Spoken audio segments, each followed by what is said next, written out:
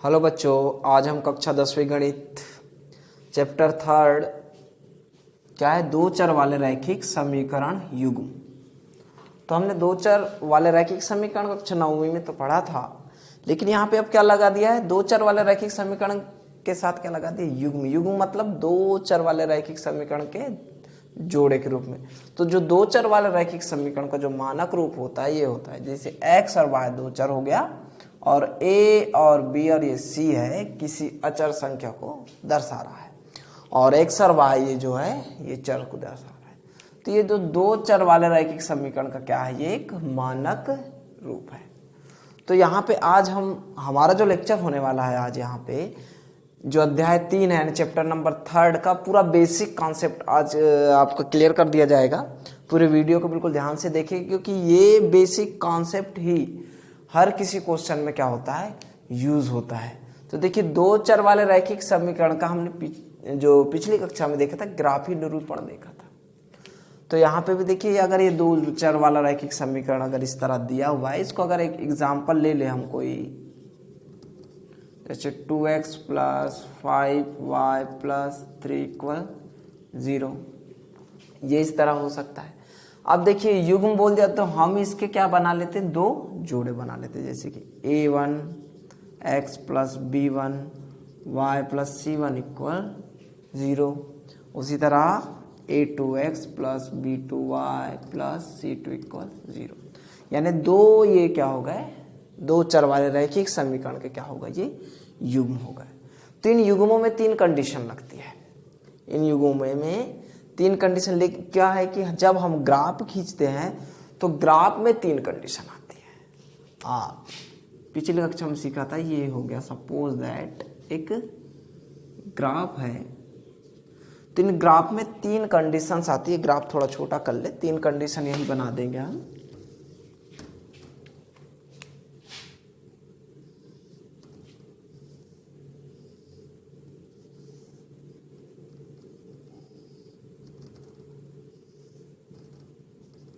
ये आपका x हो गया और ये हो गया आपका y।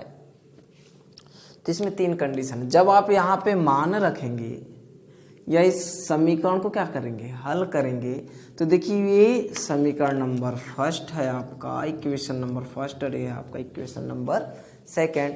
जब इन दोनों को इक्वेशंस को, इन दोनों समीकरणों को आप सॉल्व करेंगे तो यहाँ पे तीन कंडीशन। पहली कंडीशन ये बनती है कि इस ग्राफ में ये इसका हल और इसका निकालने पे रेखाएं एक दूसरे को किसी ना किसी बिंदु पे क्या कर सकती है, प्रतिच्छेद कर सकती है। देखिए, ग्राफ में रेखाएं एक दूसरे को किसी ना किसी बिंदु पे प्रतिच्छेद करेगी, ये पहली कंडीशन।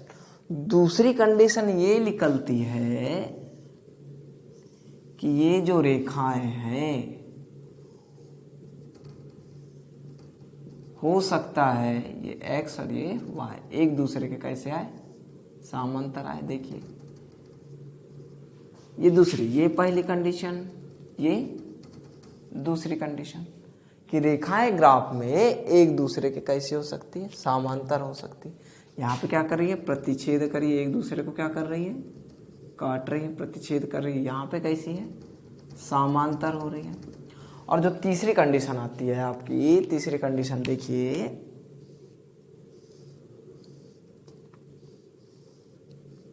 यहाँ पे दो चर वाले रखिए, यहाँ पे कोई भी संख्याएं हो सकती है इस तरह, a1 b1 c1 और a2 b2 c2 की जगह कोई भी नंबर हो सकता है, दो हो सकता है, चार हो सकता है। तो यहाँ पे जब इनको सॉल्व करते हैं, हल करते हैं, तो तीन कंडीशन बनती है। जो तीसरी कंडीशन बनती है, हो सकता है कभी रेखा, अगर एक रेखा इस तरह गई है तो ये दूसरी रेखा भी इसी के ऊपर जाएगी, समपाती यानी समान पथ। ये तीसरी कंडीशन होती है, समपाती। रेखाएं कैसी हो सकती, समपाती। समपाती मतलब इसको सॉल्व करने के बाद जो हल करे और इसको सॉल्व करने के बाद जो हल करे, वो कैसा है, दोनों रेखाएं एक ही पथ का क्या करेगी, अनुसरण करेगी। इस तरह यहाँ पे क्या, कितनी कंडीशन हो सकती है, तीन रेखा। कब, जब दो चर वाले रैखिक समीकरण को, युग्मों को क्या करते हैं, अब हम हल करते हैं। तो युग्मों के अनुपात में विशेष कुछ कंडीशंस लगती है। युग्मों के अनुपात में कंडीशन लगती है कि भाई हमने देख लिया कि जब दो चर वाले रैखिक समीकरण का जब ग्राफी निरूपण करते हैं, जब हल करते हैं, तो हमें मालूम है कि रेखाएं जब सॉल्व करने पर ये दो चर वाले रैखिक समीकरण की युग्म से कंडीशन ये है कि ये रैखिक समीकरण फर्स्ट है तो इससे कोई एक रेखा खींची जाएगी, इससे दूसरी रेखा एक दूसरे को प्रतिच्छेद भी कर सकती है ग्राफ में, एक दूसरे के समांतर भी आ सकती है या तो संपातित, तीन कंडीशन बनती है। लेकिन ये रेखा दो चर वाले रैखिक समीकरण लेके चलेंगे तो कब वो प्रतिच्छेद करेंगी, कब समांतर होंगी और कब संपाती होगी, इसकी कंडीशन देखते हैं। ठीक है, एग्जाम्पल भी लेंगे, पहले आप कंडीशन समझ लीजिए।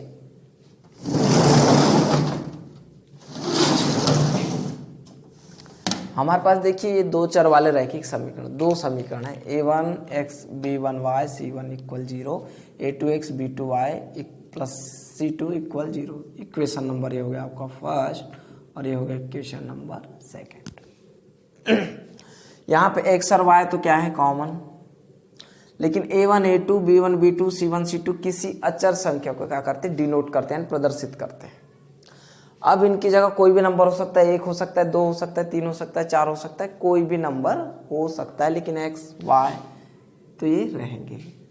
तो देखिए क्रमांक एक पहली कंडीशन क्या है कि अनुपातों की तुलना, जब इन दोनों समीकरण के यहाँ के जो अंक रहेंगे, यहाँ पे जो नंबर रहेंगे, इन अनुपातों की क्या करेंगे, हम तुलना करेंगे। तुलना करेंगे मतलब यहाँ पे a1/a2 इस तरह करना है आपको, a1/a2 इक्वल, यानी यहाँ जो भी संख्याएं दी रहेंगी वहाँ पे, अभी एग्जाम्पल के माध्यम से देखते हैं, पहले कंडीशन समझ लीजिए कि a1/a2 इक्वल b1/b2, तो यहाँ नॉट इक्वल, पहली कंडीशन लगाते हैं कि a1/a2 not equal to b1, यानी कि यहाँ पे जो भी संख्या रहेगी उनके अनुपातों की आपने तुलना करें, और पहले अगर दो अनुपात बराबर नहीं है, अगर पहले दो अनुपात बराबर नहीं है तो ज्यामिति निरूपण मतलब जो ग्राफ खींचेंगे, तो हमने कंडीशन अभी देखी, दूसरी वाली कंडीशन देखिए, जो फर्स्ट कंडीशन हमने देखा। ठीक है, फर्स्ट कंडीशन क्या देखा कि अगर a1/a2 not equal to b1/b2 तो रेखाएं एक दूसरे को ग्राफ में क्या करेगी, प्रतिच्छेद करती है, रेखाएं एक दूसरे को प्रतिच्छेद करती है। ठीक, तो जब अनुपात में यानी a1 यहाँ जो भी नंबर रहेगा उसमें a1/a2 not equal to b1/b2 आ जाए तो जो ज्यामिति निरूपण होगा है, रेखाएं कैसी होंगी, रेखाएं प्रतिच्छेदी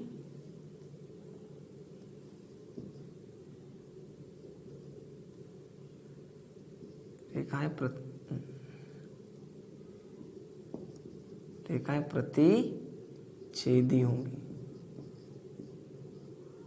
रेखा एक दूसरे क्या करेगी, प्रतिच्छेद करेगी, यानी किसी न किसी बिंदु पे क्या करेगी, प्रतिच्छेद करेगी, काटेगी एक दूसरे को। ज्यामिति जो निरूपण होगा, बीजगणितीय निरूपण जो होगा, बीजगणितीय निरूपण मतलब उनके जो मान लिख लेंगे वो क्या लिख लेगा, अद्वितीय हल,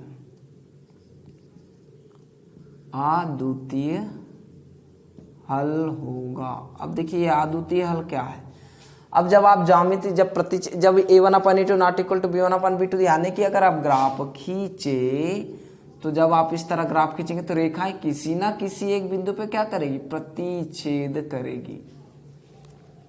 तो देखिए बीज गणितीय निरूपण मतलब यहाँ ये x, ये पहली रेखा, ये दूसरी रेखा हो गई, तो भाई दो रेखाओं के दो बिंदु किसी ना किसी एक बिंदु पे क्या कर रहे हैं, प्रतिच्छेद कर रहे हैं। यहाँ इसका मान, यहाँ पे देखिए ये एक रेखा नंबर फर्स्ट का मान हो गया, ये रेखा नंबर सेकंड का मान हो गया। अब ये दोनों एक दूसरे को क्या कर रही है, प्रतिच्छेद कर रही है, तो भाई किसी भी एक ही बिंदु पे प्रतिच्छेद कर सकती है। देखिए यहाँ के सिवा, इस बिंदु के सिवा और ये रेखाएं और कहीं प्रतिच्छेद कर सकती है क्या एक दूसरे को, नहीं। तो मतलब इसका जो हल होगा वो कैसा होगा, अद्वितीय। अद्वितीय हल मतलब जिसके समान दूसरा ना हो, मतलब ये जो बिंदु है जहां पे एक दूसरे को इन्होंने प्रतिच्छेद करी है, वैसा बिंदु हमको इस समीकरणों को हल करने पे वैसा हल दूसरा नहीं मिलेगा। वो एक ही हल ऐसा रहेगा जिस बिंदु पे क्या करेंगे, वो एक दूसरे को प्रतिच्छेद करेंगे। उसके बाद दूसरी कंडीशन देखिए, a1/a2 equal b1/b2, not equal to C1/C2। अब देखिए यहां पे जब आप अनुपातों की क्या करेंगे, तुलना करेंगे, तो यहाँ पे सभी यहाँ पे कोई ना कोई नंबर रहेंगे। आपने देखा A1/A2 निकाला, B1/B2, ये दोनों पहले अनुपात तो क्या हो गए, बराबर हो गए। लेकिन जो तीसरा अनुपात आपने देखा वो बराबर नहीं है। जब तीसरा अनुपात बराबर नहीं होगा तो जो रेखाएं हैं वो एक दूसरे के कैसी आती है, समांतर होती है। तो रेखाएं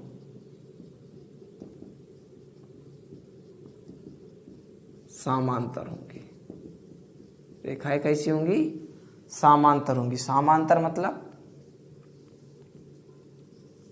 अब जब ग्राफी निरूपण करेंगे तो रेखाएं इस तरह एक दूसरे के कैसी आएंगी, समांतर आएंगी। जब समांतर आएंगी तो बीजगणितीय जो निरूपण होता है इसमें आता है इसका कोई हल नहीं होगा।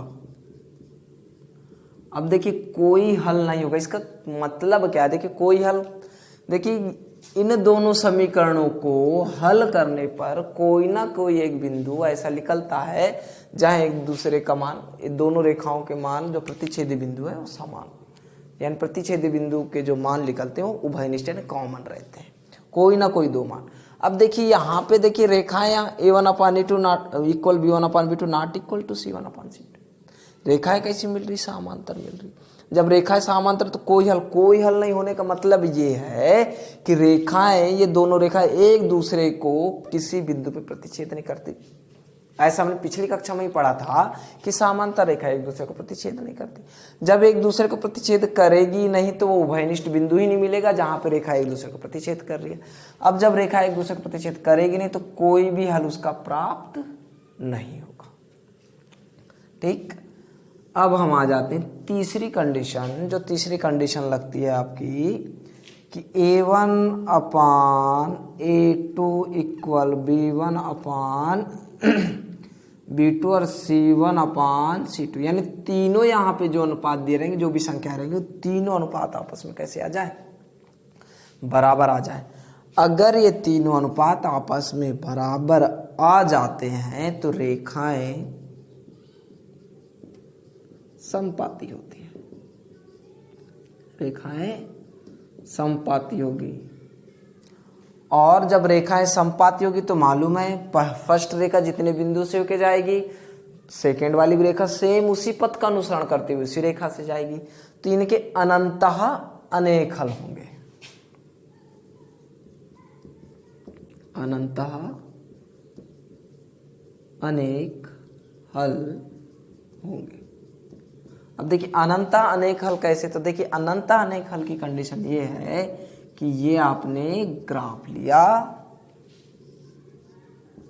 ये एक्स और ये वाई। अगर ये एक रेखा आपकी यहां से गुजर रही है, ये रेखा नंबर क्या हो गई, फर्स्ट हो गई। तो यहाँ अनुपात, तीनों अनुपात आपस में जब बराबर हो गए तो भाई पहले वाले रेखा के जो मान है जितने बिंदुओं से होके गए भाई वो अनुपात में समान है, तो दूसरी रेखा के भी सारे बिंदु इसी पथ का क्या करेंगे, अनुसरण। समपाती का मतलब क्या है, समान पथ का। तो भाई अगर इस यहाँ एक बिंदु मिला, यहाँ एक बिंदु मिला, यहाँ एक बिंदु मिला, यानी कि फर्स्ट वाले जितने बिंदु से होके गए सेकेंड रेखा भी उतने ही बिंदु से होके जाएगी। मतलब यहाँ पे देखिए आद्वितीय हल का मतलब क्या था, एक बिंदु पे प्रतिच्छेद कर जाते हैं, एक बिंदु पे एक दूसरे से मिल रही थी। यहाँ पे देखिए किसी बिंदु पे नहीं मिल रही है, इसलिए कोई हल नहीं। लेकिन यहाँ पे देखिए जितने बिंदु से फर्स्ट वाली जा रही है उतने बिंदु सेकंड वाली भी जा रही है, ठीक है। तो इसलिए कैसा है कि अनंतः अनेक। अब रेखाएं की तो लंबाई निश्चित होती नहीं है, बहुत सारे हल निकल सकते हैं, इनको हल करने पे निकालेंगे, इसलिए कैसे हैं इसके अनंतः अनेक हल होंगे। तो ये तीन कंडीशन है। और ऐसे भी एग्जाम में इस चैप्टर से 4 अंक का एक क्वेश्चन और 2 अंक के आपको ये ऑब्जेक्टिव क्वेश्चंस आते हैं। तो ऑब्जेक्टिव जो क्वेश्चन है वस्तुनिष्ठ क्वेश्चन में इन 9 प्रकार देखिए तीन ये कंडीशन होगी, 3 ये कंडीशन होगी, 3 ये कंडीशन, यानी 3 3 9, यानी कि 9 कंडीशन हो गई। इनमें से आपको वस्तुनिष्ठ में ऑब्जेक्टिव क्वेश्चन में एक ना एक क्वेश्चन पूछता है, कभी पूछ लेगा आपको ज्यामितीय निरूपण, यदि पूछ लेगा कि ये दो चर वाले रैखिक समीकरण, दो रैखिक समीकरण को युग्म दिया है, रेखाएं अगर एक दूसरे को प्रतिच्छेद करती है तो उनके हल खाली स्थान होते हैं, तो हल बता सकते हैं, अद्वितीय होते हैं। या आपको कंडीशन पूछ लेगा कि यदि दो रेखाएं एक दूसरे को प्रतिच्छेद कर रही हैं, यानी दो चर वाले रैखिक समीकरण के युग में रेखाएं एक दूसरे को क्या कर रही हैं, प्रतिच्छेद कर रही हैं, तो बताइए उनके अनुपात क्या होंगे। तो अनुपात आपको लगाना a1/a2 not equal to b1/b2।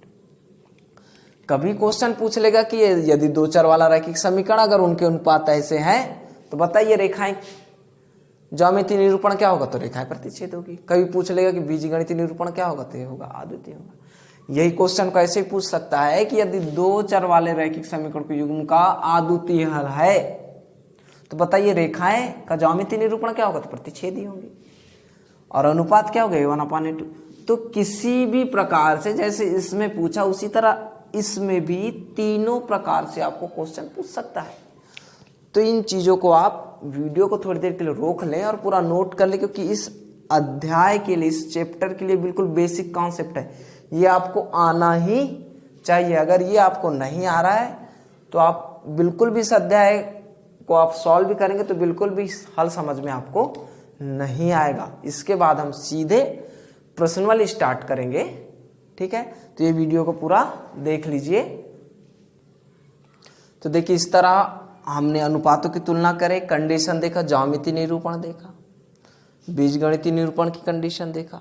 तो जब भी आप दो चर वाले रैखिक समीकरण को हल करते हैं, ये तीन कंडीशन आती है कि ग्राफ में रेखाएं एक दूसरे को प्रतिच्छेद कर सकती है, समांतर हो सकती है, समपाती हो सकती है। तो इनके आधार पे हमारे पास तीन कंडीशन आपके इस पास सामने है, इनको आप बिल्कुल अच्छी तरह से नोट कर लीजिए। अब देख लेते हैं हम कि ज्यामितीय निरूपण कैसे करते हैं और बीजगणितीय निरूपण कैसे करते हैं। तो ज्यामितीय निरूपण तो बहुत आसान है, इन्हें नोट कर लीजिए। ये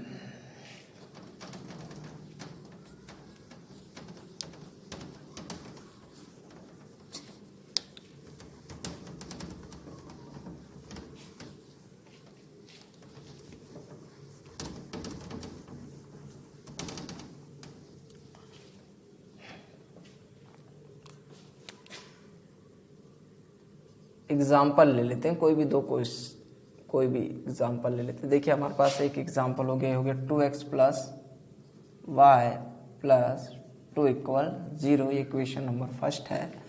और यहाँ पे हो गया 3x + 2y + 1 = 0 हो गया, इक्वेशन नंबर ये हो गया आपका सेकंड। तो देखिए यहाँ पे हमको क्या करना है, इनको सॉल्व करना है। तो यहाँ पे जब अनुपातों की तुलना करेंगे तो देखिए ये जो फर्स्ट समीकरण है, ये a1 b1 और c1 के स्थान पे क्या है 2, यहाँ पे कोई संख्या नहीं मतलब 1 है, और c1 के स्थान पे क्या है 2 है, ठीक। तो आप देख लीजिए a1 = आपके पास 2 है, b1 = आपके पास 1 है, और c1 = आपके पास क्या है 2 है। देखिए a2 के स्थान पे क्या दिख रहा है 3, तो a2 = 3 है, b2 = 2 है, और c2 = आपके पास 1 है।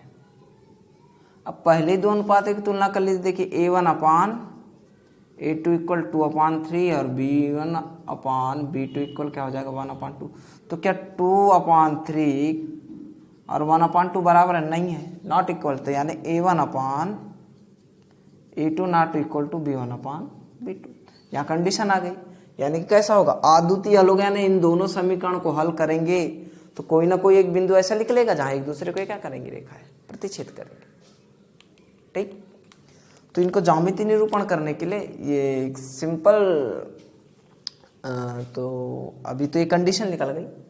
ज्यामितीय निरूपण कैसे कर सकते हैं? ज्यामितीय निरूपण करने के लिए क्या है, इसको सॉल्व करने के लिए क्या करते हैं, देखिए अभी ज्यामितीय निरूपण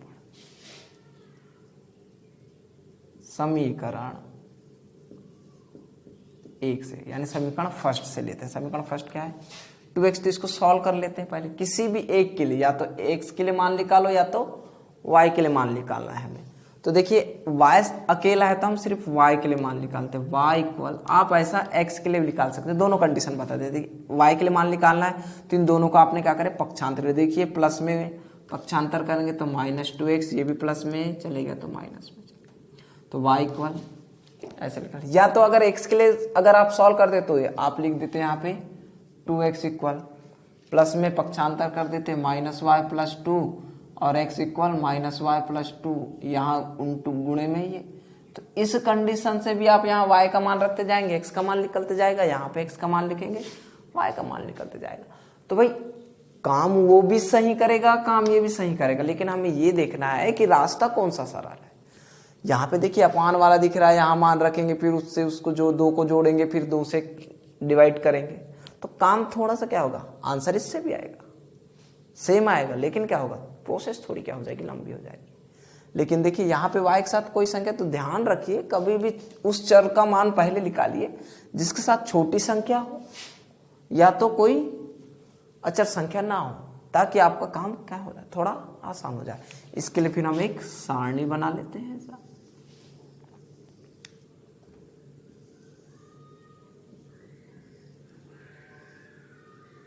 ये x का मान हो गया, ये y का मान हो गया, आप इसको ज़्यादा इक्वेशन नंबर 3 दे सकते हैं।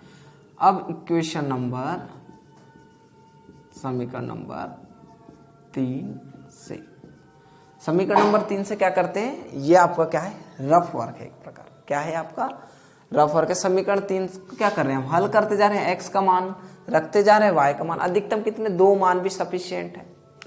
आपने क्या रख दिया, x का मान 0 रख दी, तो देखिए x का मान क्या रखे, x बराबर 0, तो x बराबर जब आप 0 रखेंगे तो देखिए y इक्वल क्या हो जाएगा, -2 इंटू 0 -2, y की वैल्यू क्या निकल गई, -2, क्योंकि ये 0 से तो क्या हो जाएगा, 0 हो जाएगा। आगे सॉल्व करेंगे तो क्या हो जाएगा, 0 -2, तो आगे क्या आएगा, -2, यानी y की जो वैल्यू लिख ली वो क्या लिख ली, -2 लिख ली। तो x की वैल्यू कितनी रखे, 0, तो y की वैल्यू लिख ली -2, ठीक है। इसी तरह आप x इक्वल क्या रख सकते हैं, 1 भी रख सकते हैं, ऐसे कुछ नहीं, 1 रख सकते हैं, -1 रखते हैं, जो नंबर चाहे आप रख सकते हैं, लेकिन नंबर हमको छोटा से छोटा रखना है, ताकि आप जब ग्राफ खींचें, जब आप ग्राफ खींचेंगे तो ग्राफ क्या है, आपकी कॉपी में भी तो आना चाहिए, यानी नंबर क्या रहेगा, छोटा से छोटा। भाई 10, 20, 50, 60 रह जाएंगे तो उतना सेंटीमीटर आप कॉपी में तो नहीं खींच पाएंगे। 10 के अंदर नंबर आए, 10 नंबर से छोटे आए, 10 से कम ही आए, तो क्या है, ग्राफ बनाने में हमको आसानी भी जाएगी। अगर x इक्वल क्या रख दिया आपने, 1 रख दिया, तो देखिए जब y को सॉल्व करेंगे तो देखिए -2 इंटू 1 -2, तो भाई 2 इंटू 1 -2, देखो समान चिन्ह वाली संख्या क्या होती है, जुड़ती हैं, तो -2 -4, देखिए आपने क्या रखा है, x इक्वल 1 रखा है, यहाँ आ गया आपका -4। अब आप जब ग्राफी निरूपण करेंगे तो ग्राफी निरूपण करेंगे तो ये काम बहुत आसान हो जाएगा। देखिए हमने छोटे ही मान ले लेते हैं, यहाँ हो गया 1, ये 2, ये 3, ये 4, उसी तरह यहाँ पे 1, 2, 3, 4। अब इस पक्ष में आएंगे तो ये x का माइनस, ये y और y का ये माइनस, तो यहाँ पे जो आएगा, अब यहाँ पे संख्या की -1 -2 -3 -1 -2 -3 और -4, इस तरह संख्या की। अब आप मान रख दीजिए। देखिए x का, अब यहाँ ग्राफ कैसे खींचते हैं, यहाँ पे जो है मूल बिंदु ग्राफ खींचना, तो पिछली कक्षा में आपने सीखा होगा। देखिए x की वैल्यू क्या है, 0 है, x की वैल्यू 0, तो y का जो मान है क्या है, -2, y का मान देखिए -2, ये x की वैल्यू क्या रखे आपने, 1 रखे, यानी कि धनात्मक 1, तो y का मान -4, देखिए -4, ठीक। और इन बिंदु से होकर क्या जाएगी,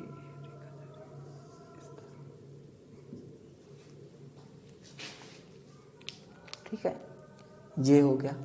इसी तरह आप इसको भी क्या कर सकते हैं, आप सॉल्व कर सकते हैं, इसे नोट कर लीजिएगा, यानी एक एग्जाम्पल है, हमने एग्जाम्पल के तौर पे क्वेश्चन लिया है। इसी तरह इस क्वेश्चन को भी आप सॉल्व करेंगे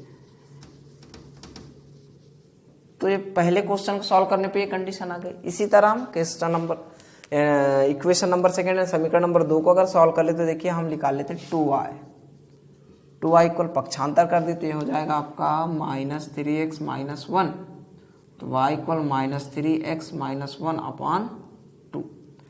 इनके लिए भी क्या करेंगे, सॉल्व कर लेंगे, यहाँ पे क्या खींचेंगे, इसी तरह ये भी ग्राफ में लाइन खींचना है। तो देखिए यहाँ पे अब x की वैल्यू हमको ऐसी रखना है कि x की वैल्यू आप ऐसी रखिए कि यहाँ पे 3 से उसका गुणा करने के बाद 1 - 1 करने के बाद यहाँ 2 से भाग दें तो वो पूर्णांक अंक ही मिले, 1 2 दशमलव वाली ना मिले। कोशिश ये करना है हमें कि वो दशमलव वाली संख्या, अगर दशमलव वाली मिल गई तो कोई दिक्कत नहीं है, लेकिन क्या है ग्राफ में जैसे 1 2 3 4 5 ऐसी पूर्णांक संख्या मिले तो ग्राफ खींचने में आसानी होती है। पॉइंट वाले में फिर आपको यहाँ से गिनना पड़ेगा 1 2 3 यानी 0.5 आ जाए, 0.4 आ जाए, ऐसे पॉइंट में आ जाते हैं 0.1 0.2 0.3 0.4 0.5 0.6, तो यहाँ पे आपको लाइन गिनना पड़ता है, फिर स्केल में ध्यान से देखना पड़ता है। तो वो काम को आसान करने के लिए आप कोशिश कीजिए कि पूर्णांक संख्या है तो ज़्यादा बेटर है।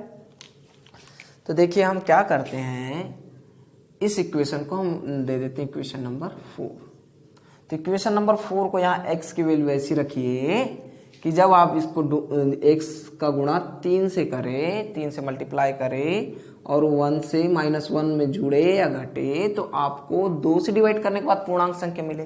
तो देखिए x के स्थान पे देखिए x इक्वल आप क्या रखेंगे, 1 रखेंगे, तो आपका जो y निकलेगा 3 - 3 × 1 -1 अपान 2।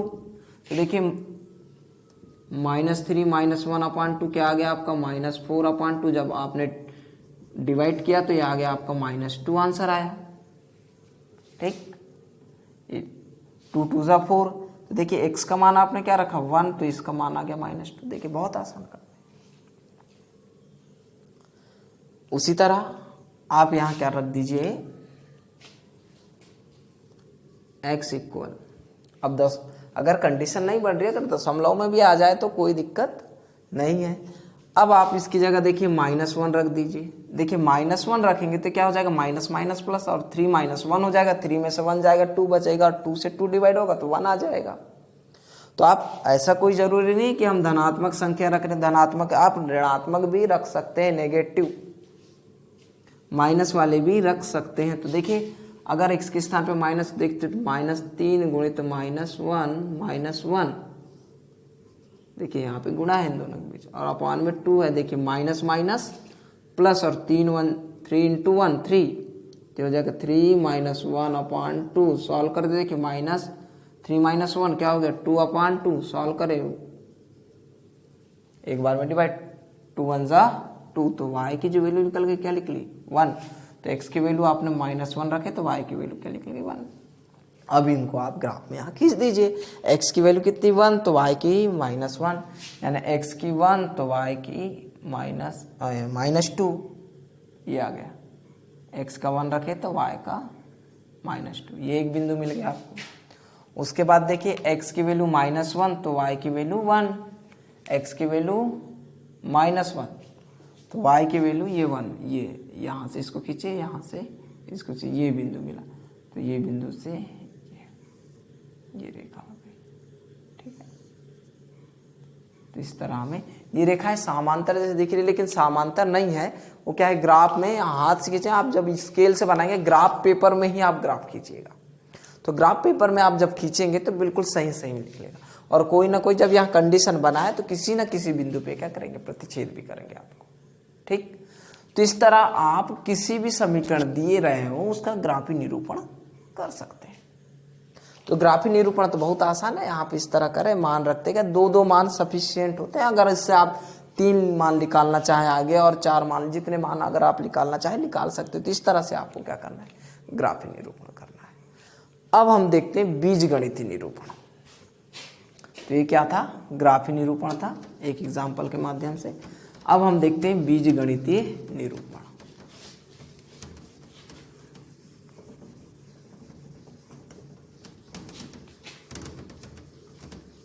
तो ये सारा जो बता के हुआ था, इसको आप वीडियो को रोक करके नोट कर लिया करें।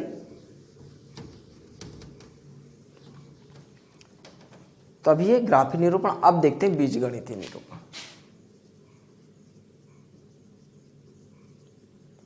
बीजगणितीय निरूपण। तो बीजगणितीय निरूपण दो चर वाले रैखिक समीकरणों को बीजगणितीय निरूपण के रूप में हल करने के लिए हमारे पास 3 विधियां दिया हुआ है। पहली विधि है प्रतिस्थापन विधि। प्रतिस्थापन विधि जो तो बीजगणितीय निरूपण की पहली जो विधि है वो है प्रतिस्थापन। देखो नाम से ही समझ में आ रहा है प्रतिस्थापन, यानी कि किसी भी एक की एक स्थान से निकाल कर दूसरे स्थान पे प्रतिस्थापना करना प्रतिस्थापन कहलाता है। तो देखिए आपके पास ये 2 चर वाले रैखिक समीकरण है। जब 2 चर वाले रैखिक समीकरण आपको दिए हुए हैं तो इनमें से किसी x या y की वैल्यू को आप निकाल करके ये दूसरा समीकरण या दूसरे समीकरण से x या y की वैल्यू को निकाल के पहले समीकरण के x या y में रख देंगे। तो देखिए क्या करना है। इक्वेशन नंबर फर्स्ट है, तो सबसे पहले इक्वेशन नंबर फर्स्ट से किसी एक की वैल्यू निकाल लीजिए। आप x के निकालना चाहे x के निकालिए, y के निकालना चाहे y के निकालिए। तो इक्वेशन नंबर फर्स्ट से सपोज दैट हम x की वैल्यू निकालना चाहते हैं, तो हम लिख लिया a1x और इन दोनों को क्या कर दिया पक्षांतर, तो ये चले गए -b1 y माइनस c1। कोई जरूरी नहीं कि यहाँ प्लस दिया है हमने प्लस में लिए, कोई जरूरी नहीं कि यहाँ पे जो नंबर रहेंगे वो प्लस में रहेंगे, माइनस भी हो सकती है, कोई दिक्कत नहीं है। अभी प्लस है तो हमने प्लस के आधार पर, तो यहाँ क्या करेंगे x equal b1 y minus c1 अपान ये a1 भी इधर पक्षांतर कर दिया जाए। तो यहाँ ये क्या निकला आपका x की वैल्यू निकल गई, यहाँ पे कोई भी नंबर रहेंगे, इस x की वैल्यू को आप यहाँ इक्वेशन नंबर सेकेंड में जहाँ x दिया है ना वहां पे आप रख देंगे। तो यहाँ पे जो a2 है, a2 के साथ ये x की वैल्यू रख दी जाएगी, तो माइनस b1 y c1 अपान a1 plus b2 y plus c2 equal 0। तो देखिए यहाँ y वाला ही पद हो गया, तो यहाँ से y का जो मान है लिख लेगा। तो यहाँ y का मान जो भी जब आप सॉल्व करेंगे यहाँ पे तो एक समीकरण बनेगा, और जो y की वैल्यू जो भी निकलेगी उस y की वैल्यू को यहाँ पे रखेंगे तो उससे किसकी वैल्यू निकल जाएगी, x की वैल्यू निकल जाएगी। तो इस तरह जो है हमारी प्रतिस्थापन विधि है सॉल्व करना है। एक क्वेश्चन हम इसका देख लेते हैं। सपोज दैट आपके पास है, देखिए 2x minus Y plus Y minus 2 equal 0 है आपके पास, और एक इक्वेशन है आपके पास 3x प्लस 2y यहाँ माइनस भी ले सकते हैं और minus 3 equal 0। Equation number first और इक्वेशन नंबर सेकेंड। तो देखिए जो ज्यामितीय निरूपण है वो आप किसी में भी आप यहाँ पे अनुपात निकाल सकते हैं, ठीक, a1 अपान a2 b1 अपान b2 c1 अपान c2, ये तो दिख रहा है अनुपात। हमको कुल मिला के क्या है प्रतिस्थापन विधि इस क्वेश्चन में ये समीकरण में लगाना है। तो अब प्रतिस्थापन विधि है तो समीकरण नंबर फर्स्ट या सेकंड से किसी भी एक का, यहाँ पे देखिए इसके पहले भी एक एग्जाम्पल देखे थे, तो यहाँ पे देखो जो पहला समीकरण इसमें y अकेला दिख रहा है तो y का मान पहले निकाल लेते हैं। तो क्या लिखते हैं समीकरण नंबर फर्स्ट से क्या करें हमने y की वैल्यू निकाल लेते हो, आपका आ गया y इक्वल ये माइनस में पक्षांतर करे तो प्लस में आ गया, ये प्लस में था पक्षांतर करे तो माइनस में, ठीक। इसको आप दे दीजिए इक्वेशन नंबर थर्ड। अब जो y का जो मान है आप इक्वेशन नंबर किस में रख दीजिए, सेकंड में रख दीजिए।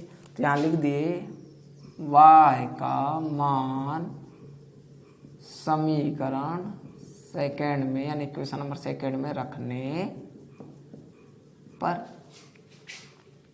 तो सेकेंड में जब रखेंगे तो क्या हो जाएगा 3x, तो जैसे कि माइनस 2, y के स्थान पे क्या रख दिया आपने 2 माइनस 2x माइनस 3 इक्वल 0। अब जब आप यहाँ कोष्टक करेंगे सॉल्व करेंगे क्या हो जाएगा 3x माइनस 2 2 ज़ा 4 माइनस माइनस प्लस 2 इंटू 2 ये भी 4 हो गया, ये x साथ में है और ये आ गया आपका माइनस 3।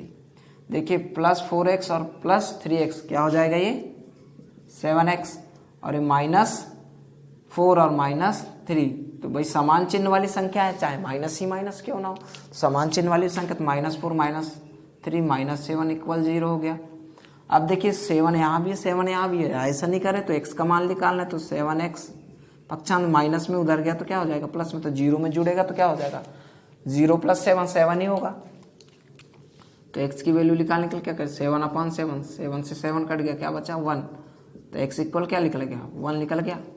अब x की वैल्यू आप कहाँ रख दीजिए, इक्वेशन नंबर 3 में, तो x का मान समीकरण जो आपका 3 जो बना था 3 में रखने पर, जब आप 3 में रखेंगे तो क्या हो जाएगा, y इक्वल देखिए 2 - 2 × 1, तो ये हो जाएगा आपका 2 - 2, 2 से 2 गया, y की वैल्यू क्या आ गई, 0 आ गई। तो ये आपके क्या हो गए, हल निकल गए। तो इस तरह हमारे x का मान 1 और y का मान 0, ये निकल जाएंगे आपके हल जो वहाँ लिख लेते आदुत, यानी किन बिंदु प्रतिच्छेद करेंगे, 1 और 0 के लिए। ये आप ग्राफी निरूपण करते इस रेखा का, तो 1 और 0 पर दोनों रेखा एक दूसरे का क्या करती, प्रतिच्छेद करती। तो इस तरह हमने x और y का मान निकाला, कौन सी विधि से, प्रतिस्थापन विधि से। ठीक, तो ये है प्रतिस्थापन विधि, इसे आप नोट कर लीजिए बिल्कुल। इस ठीक, वीडियो को थोड़ी देर रोक लीजिए और इसे नोट कर लीजिए। इसके बाद हम देखते हैं दूसरी विलोपन विधि।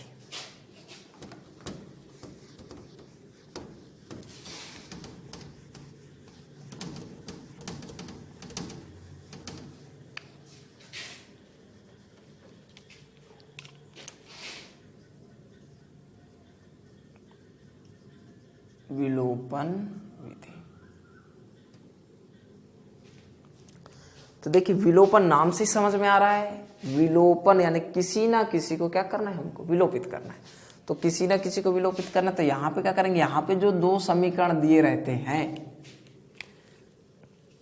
तो यहाँ पे जो 2 समीकरण दिए, समीकरण नंबर 1 और समीकरण 2 चर वाले रैखिक समीकरणों का युग्म है। तो यहाँ पे हमें ये करना होता है कि किसी भी एक चर के मान को क्या करना है, बराबर करना है। सपोज दैट अभी जैसे दिया हुआ था वैसे ही आपको यहाँ पे क्या करना है, सॉल्व अगर दे दिया तो क्या करना है, जैसे 2x - y + 2 5x + 3y + 4 = 0 तो विलोपन में क्या है, किसी भी एक चर को विलोपित करना है। तो हमको मालूम है गणित में कोई भी संख्या तभी विलोपित होती है जब संख्या समान हो और चिन्ह क्या हो, विपरीत हो।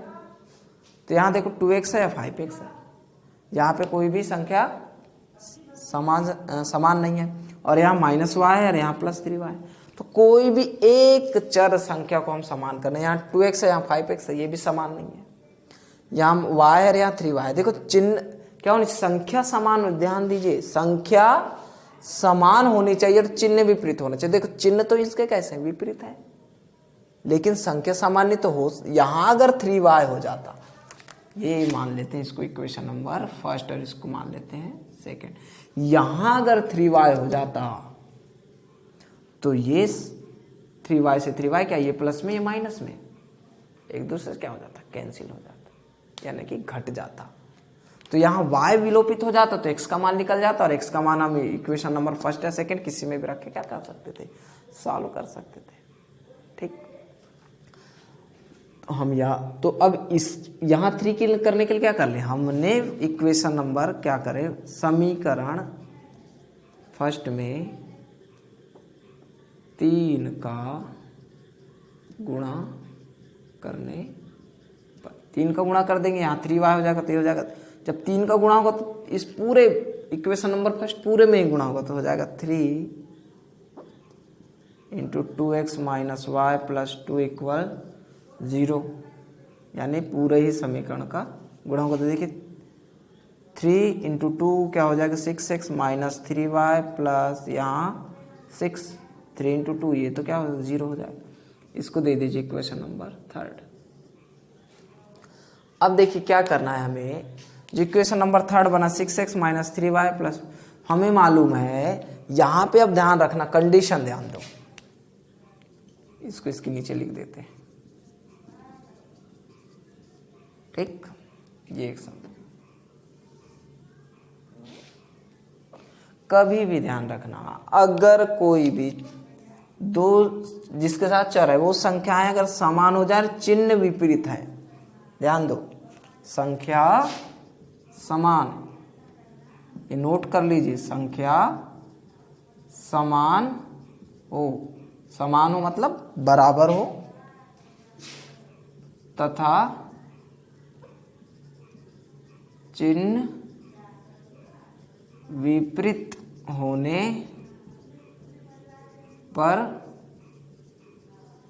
समीकरण को जोड़ते हैं। देखिए, संख्या समान हो गया, चिन्ह विपरीत है, तो समीकरणों को क्या करना है, जोड़ देना है। ये चीज बिल्कुल नोट कर लीजिए, बहुत ही आईएमपी चीज है विलोपन विधि के लिए। संख्या समान चिन्ह विपरीत है तो समीकरणों को क्या करना है, जोड़ना है। लेकिन संख्या समान यानी संख्या 3y हो जाता, यानी संख्या समान बराबर हो तथा चिन्ह भी समान हो। समान मतलब यहां माइनस है तो यहां प्लस है, तो यहां भी प्लस होता है, यहां माइनस है तो यहां भी माइनस होता, ठीक है। संख्या भी समान हो और चिन्ह भी समान होने पर समीकरण को घटाते हैं। ये चीज विशेष, ये दोनों चीज नोट कर लीजिए, ठीक है ना। यहां क्या करना है, संख्या समान और चिन्ह विपरीत है, तो अब क्या करेंगे, समीकरण नंबर थर्ड एवं सेकंड को क्या करने पर, जोड़ने पर। तो आप लिख दीजिए समीकरण सेकंड प्लस थर्ड से, ठीक। तो देखिए यहाँ पे माइनस है, यहाँ पे प्लस है, तो इस हमने लिख दिया।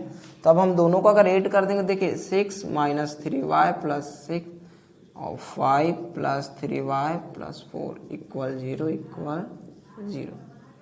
तो देखिए जोड़े तो क्या होगा, ये माइनस 3y से प्लस 3y है। देखिए संख्या समान चिन्ह विपरीत, विपरीत चिन्ह वाले घट गए, 3y से 3y गया, 0 हो गया। अब देखिए 6x 5x कितने x 11x प्लस 6 प्लस 4 क्या हो गया आपका 10 इक्वल 0। तो यहाँ वैल्यू निकाल लेंगे 11x इक्वल, देखिए प्लस में पक्षांतर करेंगे तो ये माइनस में 10 आ गया आपका, तो x बराबर आ गया -10/11, ठीक। अब इस x की वैल्यू यहाँ पे, ये जो दोनों इक्वेशन दिए हैं फर्स्ट और सेकेंड, यहाँ पे किसी में भी x की वैल्यू हम क्या कर सकते हैं, रख सकते हैं, उसका मान निकाल सकते हैं। तो अगर इस x की वैल्यू यहाँ पे रख दीजिए, तो यहाँ लिख दीजिए अब आगे से x का मान समीकरण फर्स्ट में रखने पर, अगर आप समीकरण फर्स्ट में अगर मान रख देंगे तो क्या हो जाएगा, 2 into -10/11 minus y plus 2 equal 0। तो संख्या वाली को पूरी क्या करते हैं, अलग कर देते हैं। 2 का गुणा हो तो -20/11 माइनस y प्लस 2 इक्वल 0। देखो माइनस y तो y को ही पक्षांतर कर दो क्योंकि y धनात्मक हो जाएगा, तो हो जाएगा -20/11 प्लस 2 इक्वल y। अब यहाँ एलसीएम लेके सॉल्व कर दीजिए, 11 यहाँ जाएगा -20 प्लस 22, यहाँ 11 का 2 से गुणा हो गया, ये हो जाएगा y। तो y की जो वैल्यू आ जाएगी आपकी y इक्वल 22 प्लस में और 20 माइनस में, तो विपरीत चिन्ह वाली अगर 22 में से 20 गया 2/11, ये आपकी y की वैल्यू। तो इस तरह आपको विलोपन विधि लगाना है, ठीक। किसी भी एक चर राशि को या संख्या को बराबर करने के बाद, अब बराबर करने के लिए गुणा करना पड़े, भाग करना पड़े, जो करना पड़े आपको कंडीशन लगाना पड़ेगा, ठीक है। और ये कंडीशन जरूर याद रखें, संख्या समान हो जाए, संख्या समान हो जाए, चिन्ह विपरीत है तो समीकरणों को जोड़ना है, और संख्या समान और चिन्ह समान होने पर समीकरण को घटाते हैं। अब अगर यहाँ पे अगर सपोज दैट यहाँ पे क्या रह जाता माइनस, तो देखिए यहाँ पे माइनस हो जाता और यहाँ पे भी अगर माइनस हो जाता, तो इन समीकरणों को क्या करते हैं, समीकरण थर्ड करे थे हमने, थर्ड माइनस सेकंड थे, तो माइनस करते तो देखिए यहाँ प्लस था तो प्लस क्या में बदलता माइनस में, और ये माइनस क्या में बदलता प्लस में, और ये प्लस क्या में बदलता माइनस में, तो मान बदल जाते। देखिए 6x में से 5x जाते क्या बचता 1x बचता, और ये माइनस में ये प्लस में तो क्या हो जाता कैंसिल, प्लस और माइनस विपरीत चिन्ह, संख्या समान घट जाती है, और 6 में से 4 जाता तो यहाँ बचता आपके पास 2, तो x की वैल्यू -2 ऐसे आ जाती। तो संख्या समान और चिन्ह समान होने पे घटा देते हैं। तो ये चीज़ आप बिल्कुल विलोपन विधि के लिए ध्यान रखें। अब हम बात कर लेते हैं वज्र गुणनखंड विधि।